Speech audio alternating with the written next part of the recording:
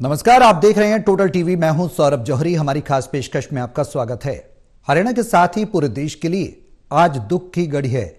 किसानों, कमीरों और गरीबों के चहेते और सभी वर्ग, जाति, धर्म को साथ लेकर चलने वाले हरियाणा के पूर्व मुख्यमंत्री और इनेलो सुप्रीमो ओम प्रकाश चौटाला का 89 वर्ष की उम्र में निधन हो गया।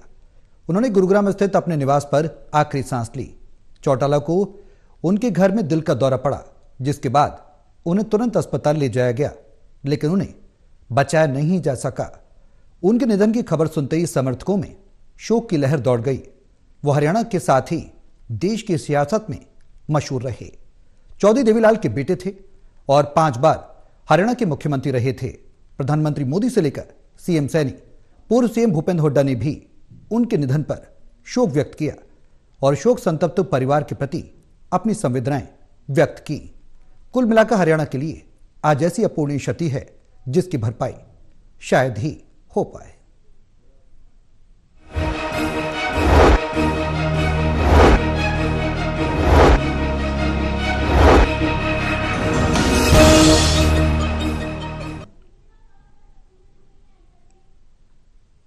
ओम प्रकाश चौटाला एक ऐसा नाम जिन्होंने सियासत में उनका कद काफी बड़ा था।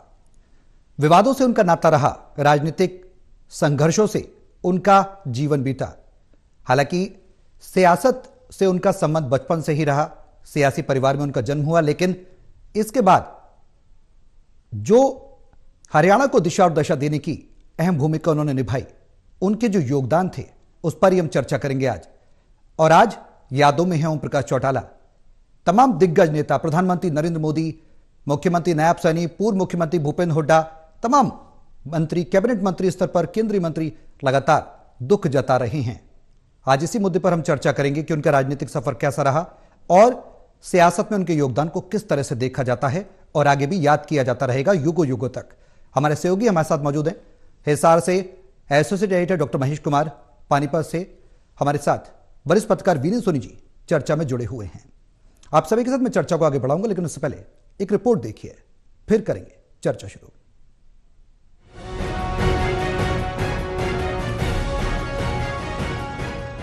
बड़े से बड़े तूफान को अपने हौसलों से मोड़ने का मादा वाले गरीबों, किसानों और कमीरों के नेता हरियाणा के पूर्व मुख्यमंत्री ओम प्रकाश चौटाला अब हमारे बीच नहीं हैं। अपने कार्यकर्ताओं के दिल में बसने वाले ओम प्रकाश चौटाला अपनी पार्टी के छोटे से छोटे कार्यकर्ता की हर मुश्किल, हर खुशी और हर गम से सरोकार रखते थे।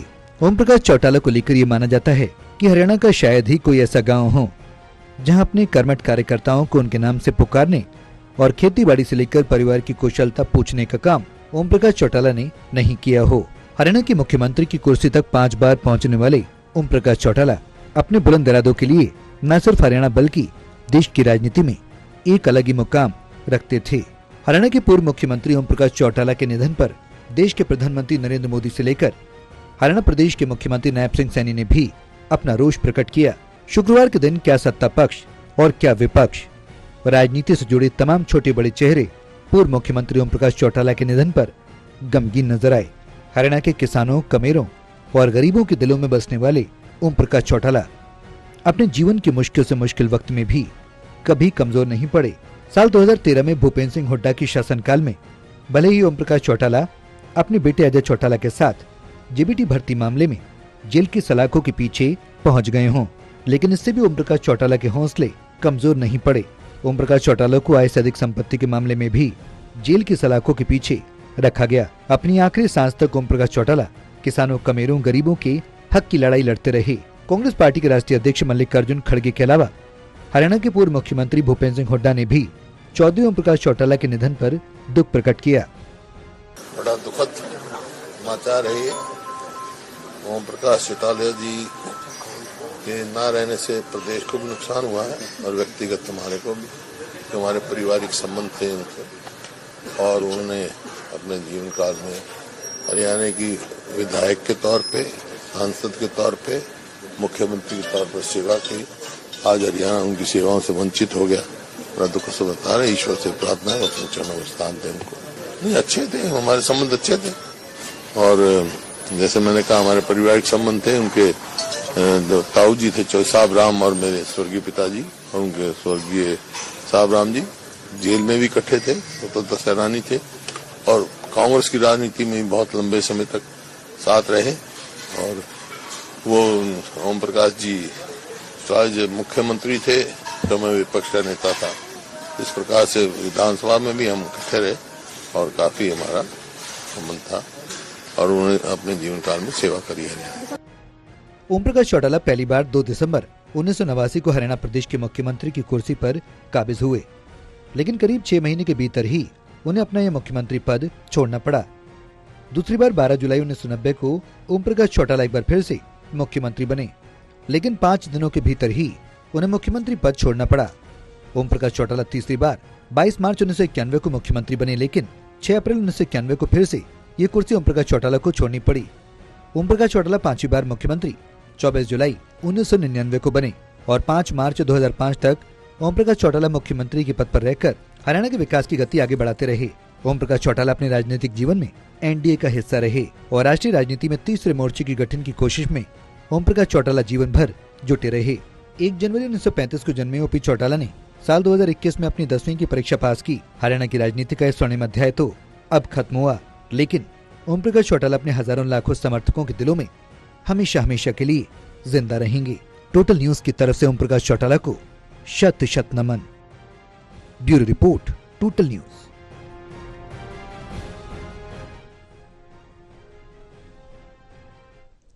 तो ओम प्रकाश चौटाला अब हमारे बीच नहीं है, लेकिन उनके राजनीतिक योगदान को शायद ही कोई भुला पाए। तमाम दिग्गज नेता जो इस वक्त हरियाणा की सियासत में हैं, वो ओम प्रकाश चौटाला से किसी न किसी तरह से जुड़े ही रहे, जुड़ाव ही रहा है उनका, चाहे वो दिल से जुड़ा हो, मन से जुड़ा हो या फिर उनके मार्गदर्शन का जुड़ाव हो। चर्चा में महेश आपसे ही शुरू करूंगा। आज चौधरी देवीलाल की विरासत को जिस दिग्गज ने आगे बढ़ाया, उनके बड़े बेटे ओम प्रकाश चौटाला हमारे बीच नहीं हैं। राजनीतिक सफर से लेकर अगर अब तक उनके योगदान को हरियाणा में देखा जाए तो वो क्या है?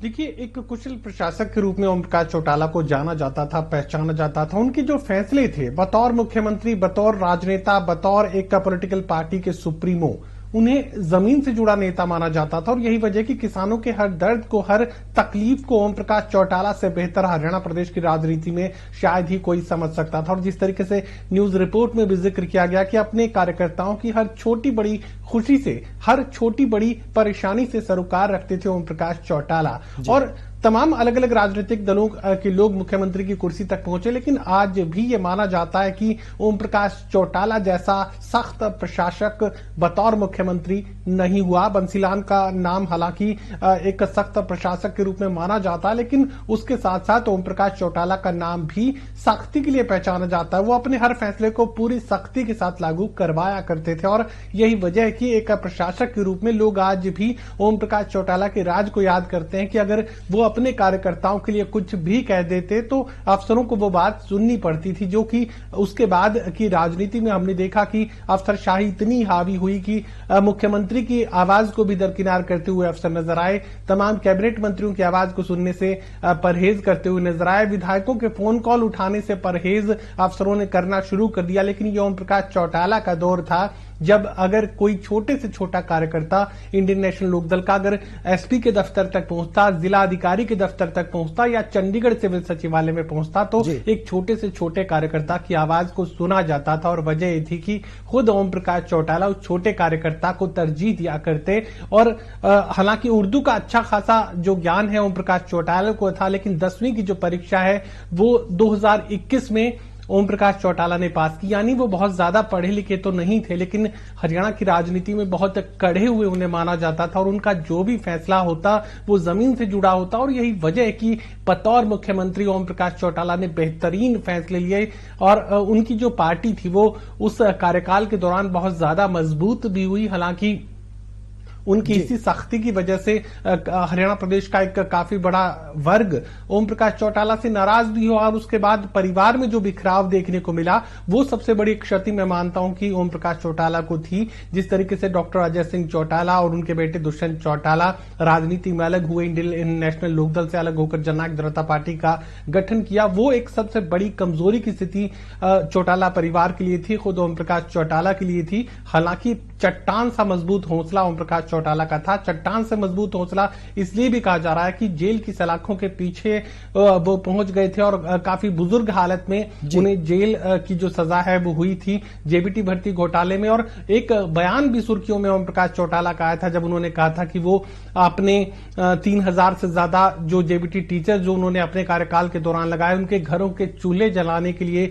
वो जेल की सलाखों के पीछे गए हैं। और अगर अपने कार्यकर्ताओं के, हरियाणा प्रदेश के युवाओं के घरों के चूल्हे जलाने के लिए अगर उन्हें 100 बार भी जेल जाना पड़े तो ओम प्रकाश चौटाला इसके लिए तैयार है। कभी ओम प्रकाश चौटाला उस जेल की सजा से पीछे नहीं हटेगा। अगर युवाओं के घरों के चूल्हे जलते हैं, उनका घर अगर बसता है तो चौटाला इसके लिए तैयार रहेगा। ये बयान काफी सुर्खियों में रहा था और ये बयान इस बात को साबित करने के लिए काफी है कि ओम प्रकाश चौटाला बतौर मुख्यमंत्री भी, बतौर पार्टी सुप्रीमो भी अपने कार्यकर्ताओं के लिए किसी भी हद से गुजरने के लिए तैयार नजर आते थे। हमेशा पूरे जीवन कांग्रेस पार्टी से परहेज वो करते रहे, राजनीतिक जीवन में लगातार कांग्रेस पार्टी से दूरियां वो कायम करते रहे, लेकिन एनडीए के बेहद नजदीक रहे।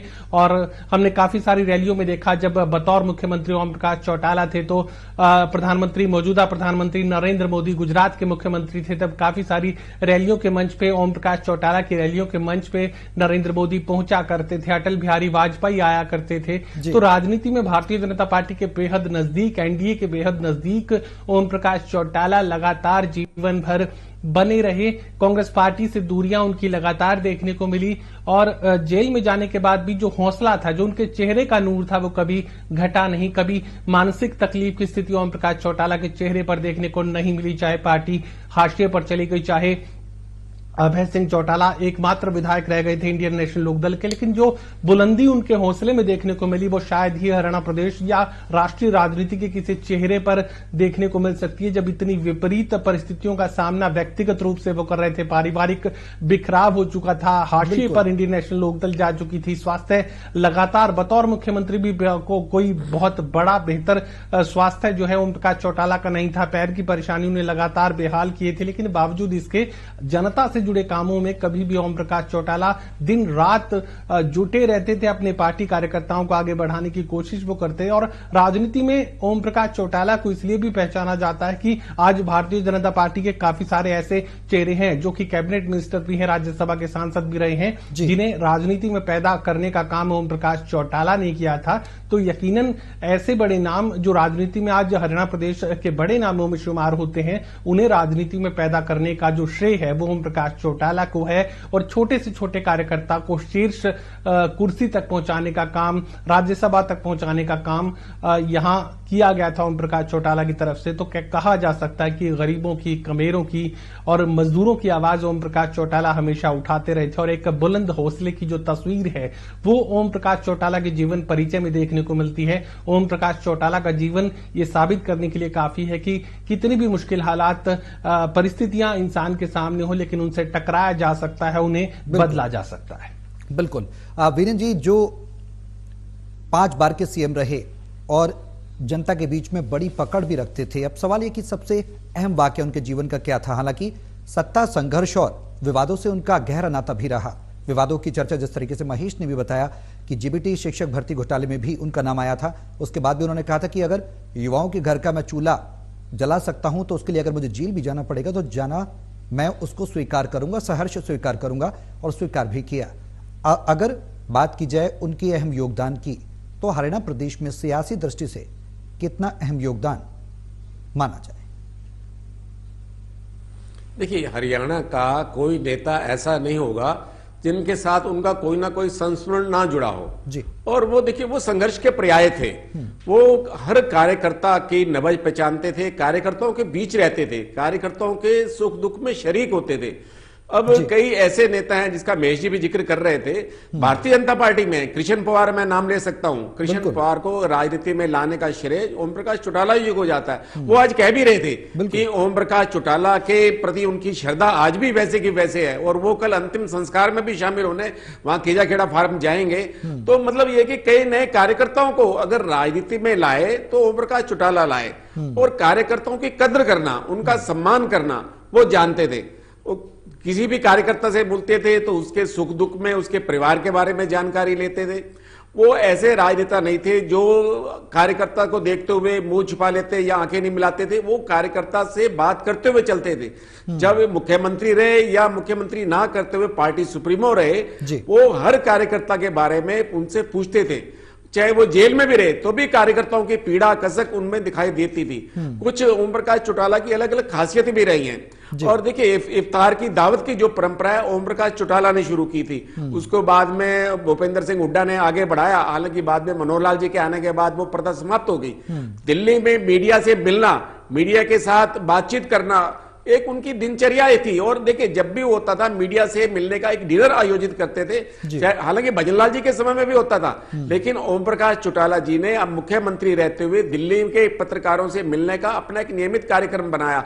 बाद में उसे भूपेंद्र सिंह हुड्डा ने भी जारी रखा। भूपेंद्र सिंह हुड्डा आज भी मकर संक्रांति पर दिल्ली के पत्रकारों से मिलते हैं। उनका एक स्थायी एक कार्यक्रम बना हुआ है, चाहे वो सत्ता में रहे या सत्ता में नहीं रहे। तो ये भूपेंद्र सिंह हुड्डा की अपनी खासियत है। इस तरह ओम प्रकाश चौटाला जी की भी अपनी खासियत थी और वो कार्यकर्ताओं के हितों की लड़ाई लड़ते थे। देखिए 2.5 दशक से जो है इंडियन नेशनल लोकदल सत्ता में नहीं है, इसके बावजूद उससे कार्यकर्ता जुड़े हुए हैं। तो कार्यकर्ताओं से जुड़ाव का सबसे बड़ा कारण ओम प्रकाश चौटाला है। देखिए ओम प्रकाश चौटाला जिसके मित्र थे और जिससे उनकी नहीं बनती थी तो नहीं बनती थी, वो बिल्कुल स्पष्ट थे। कोई उनमें कोई दुराव नहीं था। कोई जो थी स्पष्ट उनकी राजनीति थी। जिसके साथ जुड़े हुए हैं उसके लिए अंत तक साथ निभाते थे, संघर्ष में उसके साथ खड़े रहते थे।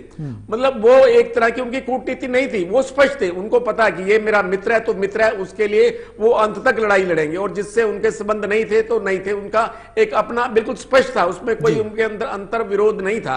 तो भारतीय राजनीति के अंदर और विशेषकर हरियाणा के अंदर उनका अपना एक योगदान रहा है। अगर कार्यकर्ताओं की कीमत को किसी ने पहचाना तो ओम प्रकाश चौटाला ने पहचाना। और ये भारतीय जनता पार्टी में भी आज भी लोग उदाहरण देते हैं कि चौटाला के शासनकाल में कार्यकर्ताओं का जो मान सम्मान था वैसा मान सम्मान बाद में कहीं नहीं रहा। मतलब दूसरे शासनकालों को भी एक तरह का ये प्रेरणा दी जाती है क्योंकि जो चौटाला का शासनकाल था वो कार्यकर्ताओं के लिए आदर्श काल था।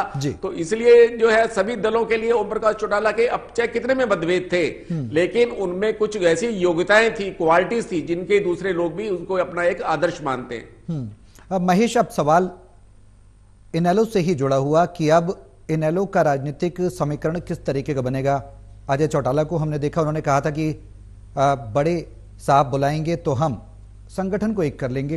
हरियाणा में चुनाव से पहले हमने देखा इस तरीके की चर्चाएं थी, हम जेजेपी को इनेलो के साथ मर्ज कर लेंगे। लेकिन अब चौटाला साहब नहीं हैं, अब किस तरीके के समीकरण बनेंगे? दोनों भाई क्या फिर से एक रास्ते पर आएंगे या फिर अलग अलग सियासी जो पारिवारिक विवाद का आपने भी जिक्र किया वो एक बार फिर से देखने को मिलता रहेगा?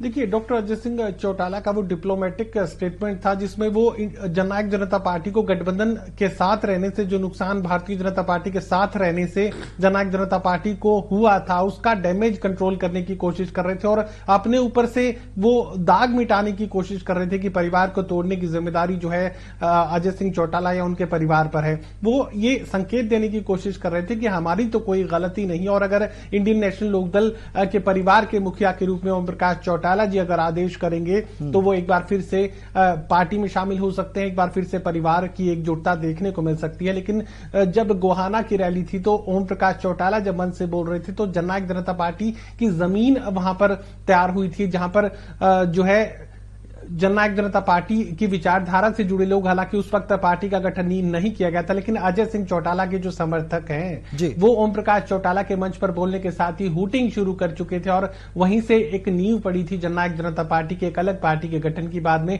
जेजेपी उसे नाम दिया गया। तो यकीनन ये जरूर एक डिप्लोमेटिक बयान था, लेकिन इस तरह का कुछ भी संभव हाल फिलहाल राजनीति में नहीं आ रहा। हालांकि पूरी तरह हाशिए पर इंडियन नेशनल लोकदल है और काफी बर्बादी की स्थिति में इस वक्त जननायक जनता पार्टी नजर आ रही है, लेकिन अब भी परिवार की एकजुटता की संभावनाएं ना के बराबर नजर आ रही हैं। राजनीतिक जानकार जो परिवार के बेहद नजदीक रहते हैं वो ये बात जाहिर बार बार करते हैं कि परिवारों में, दोनों ही परिवारों में, यानी अजय सिंह के परिवारों में और अभय सिंह चौटाला के परिवार में जो मतभेद है, जो दिलों की दूरियां हैं, वो इस कदर बढ़ चुकी हैं कि किसी भी सूरत में अब दोनों परिवारों का, यानी अजय सिंह चौटाला और अभय सिंह चौटाला की एकजुटता का सवाल पैदा नहीं होता। तो ये मानकर चलिए कि आने वाले दिनों में भी जेजेपी इंडियन नेशनल लोकदल के साथ नहीं जाएगी और ये अलग अलग जो विचारधारा है, कह सकते हैं कि अलग अलग जो दिशाओं में आगे बढ़ने की कोशिश है, चाहे जेजेपी की बात की जाए, चाहे एनएलडी की बात की जाए, ये आगे भी देखने को मिलेगी। और बेहद मुश्किल वक्त का सामना जेजेपी पहले से कर रही है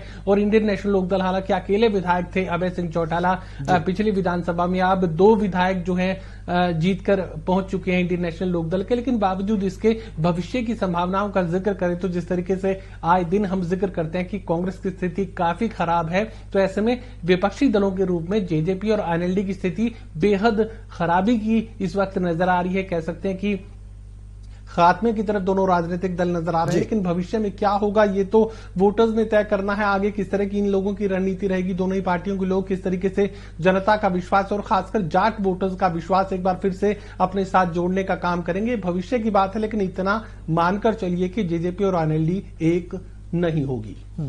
वीरेन जी, देवीलाल की विरासत को जिस तरीके से ओम प्रकाश चौटाला ने बढ़ाया, क्या अभय और अजय में कुछ ऐसा प्रतीत होता है, कुछ लगता है कि उनकी विरासत को आगे बढ़ाया जाएगा? क्योंकि कुछ परिवारों को हम देख रहे हैं हरियाणा के अंदर जिनकी विरासत बढ़ तो रही है लेकिन थम सी गई है। कुलदीप बिश्नोई परिवार की बात करें, बंसीलाल परिवार की, हालांकि बीजेपी में तमाम तौर पर आगे उन्हें जिम्मेदारियां दी गई, लेकिन अब देवीलाल परिवार का आगे सियासी सफर कैसा होगा?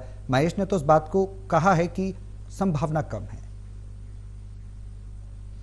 देखिए, दोनों में मतभेद इतने बढ़ चुके हैं कि वापस लौटने की संभावना ना के बराबर है। और देखिए, अब दोनों में विश्वास ही नहीं है जी। अब जनता के सामने किस मुंह से जाएंगे? और देखिए, अभय सिंह चौटाला की राजनीति बिल्कुल बड़ी स्पष्ट है। वो चाहे विधानसभा में विधायक रहते हुए रहे, अब चाहे पार्टी के अध्यक्ष हैं, तो उनकी आक्रामक शैली है। वो ओम प्रकाश चौटाला के साथ जुड़े रहे, वो उसकी परंपरा को आगे बढ़ा रहे हैं। अब उनके बेटे, अभय चौटाला के बेटे भी राजनीति में सक्रिय हैं, उधर दिग्विजय दुष्यंत चौटाला भी सक्रिय हैं। तो लेकिन एक बात बड़ी स्पष्ट है कि जो एक बार राजनीति में रिक्तता आ गई है, जो एक दूसरे के प्रति विश्वास की भावना पनपी है, वो अब परिवार एकजुट नहीं हो सकता। अगर एकजुट हो भी जाएगा तो जो उनके समर्थक हैं वो उनको एकजुट नहीं होने देंगे। मतलब हालात ऐसे बने हुए हैं कि उनके एकजुट होने की संभावना ना के बराबर है। और देखिए, अब जो राजनीति में ये है, परिवारवाद को कितना आगे तक लेके जाते हैं। अब नए नए लोग राजनीति में सक्रिय हो रहे हैं, लोगों का परिवारों के प्रति मोह भंग होता जा रहा है। देखिए, देवीलाल परिवार का अपना एक योगदान है हरियाणा की राजनीति में, आप उससे इनकार नहीं कर सकते। ओम प्रकाश चौटाला ने उस परंपरा को आगे बढ़ाया। अब अभय चौटाला और अजय सिंह चौटाला, उनके फिर आगे पुत्र आ गए अलग राजनीति में, वो अब कितनी अपनी विश्वसनीयता बना पाएंगे, जनता का कितना विश्वास जीत पाएंगे, ये तो समय बताएगा। लेकिन एक बात बड़ी स्पष्ट है कि जिस तरह से अब चौधरी भजनलाल का परिवार था, आज भजनलाल जी का परिवार कहां है, बिल्कुल कहां खड़ा है राजनीति के अंदर, कहां खड़ा है? जो दूसरे दलों के पहले टिकटें बांटा करते थे, अपने दल में सर्वोच्च थे, आज उनको दूसरे दलों के अपने जो दल में हैं वो भी अप्रासंगिक हो गए हैं। तो मतलब अब उनकी राजनीतिक में जो विश्वसनीयता थी और साख थी वो पहले जैसी नहीं रही। अब ये समय बताएगा कि चौधरी देवीलाल जी का परिवार, जो आगे ओम प्रकाश चौटाला जी का परिवार है, अभय सिंह चौटाला राजनीति की शिखर पर पहुंचते हैं, अपने परिवार को कहां तक ले जाते हैं, कितनी उनकी साख बनती है जनता में। और इस तरह अजय सिंह चौटाला के दुष्यंत और दिग्विजय चौटाला, उनका हालांकि भारतीय जनता पार्टी से गठबंधन रहा, जननायक जनता पार्टी के रूप में इस समय उनके सामने अस्तित्व का संकट है। अब जो है, अब आगे क्योंकि नगर निगम चुनाव में उनके कोई विशेष कोई जनाधार है नहीं, कोई ऐसी भूमिका रहने नहीं वाली है। अब 5 वर्ष तक वो जनता के बीच किस तरह संघर्ष करते हैं, सरकार की नाकामियों को किस तरह उजागर करते हैं, जनता के बीच अपना विश्वास बनाते हैं, ये समय बताएगा, उनकी कार्यशैली बताएगी। बिल्कुल, चलिए बहुत शुक्रिया आप सभी का हमारे साथ इस चर्चा में शामिल होने के लिए। तो ओम प्रकाश चौटाला अब यादों में हैं, लेकिन सवाल यह है कि अब राजनीतिक सफर इनेलो का किस तरह का होगा, राजनीतिक समीकरण किस तरह के होंगे। लेकिन 5 बार मुख्यमंत्री, बतौर मुख्यमंत्री उन्होंने हरियाणा को कई अहम योगदान दिए। हरियाणा के विकास में, हरियाणा की गति में उनके योगदान को भुलाया नहीं जा सकता। हालांकि ओम प्रकाश चौटाला एक अपूर्णीय क्षति जरूर हैं। तमाम दिग्गज उनके अंतिम दर्शन के लिए पहुंचेंगे, ऐसी खबरें हैं और शोक संवेदनाएं भी व्यक्त कर रहे हैं।